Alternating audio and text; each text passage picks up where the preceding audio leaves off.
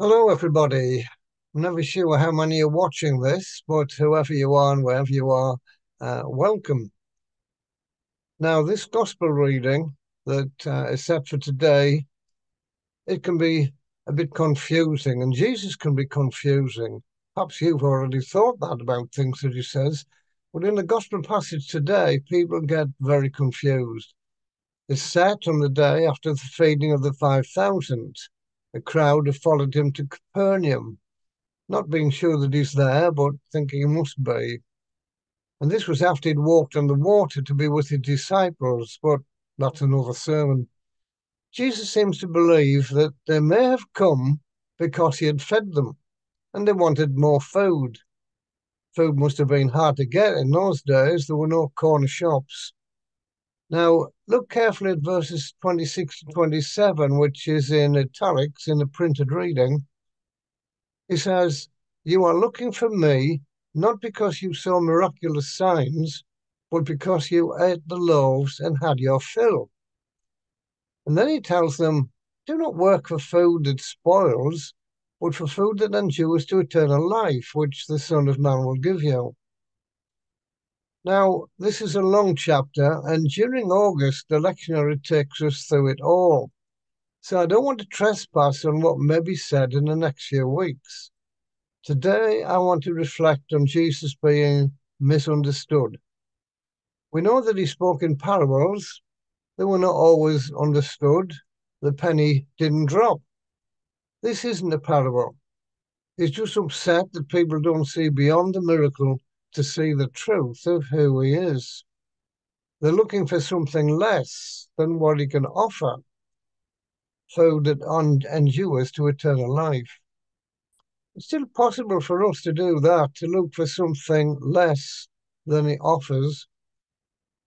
What are we really focusing on in life? What could Jesus mean when he said, "Don't work for food that spoils"?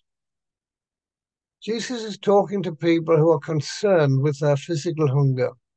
What Jesus offers can help with other hungers. We speak of hunger in more ways than just physical hunger.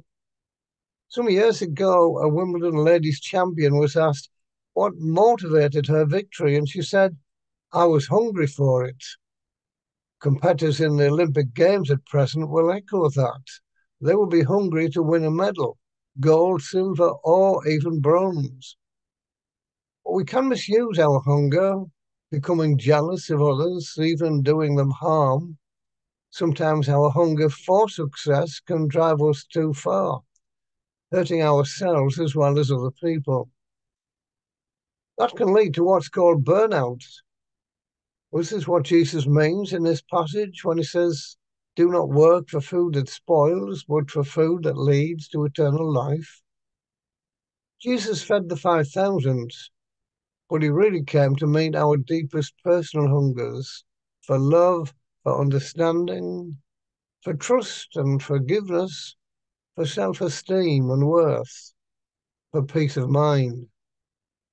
These hungers are never really satisfied by many of life's gains, whether money, goods, or even relationships. This passage is confusing, but it contains a challenge to be hungry for things that endure, to trust in God's grace.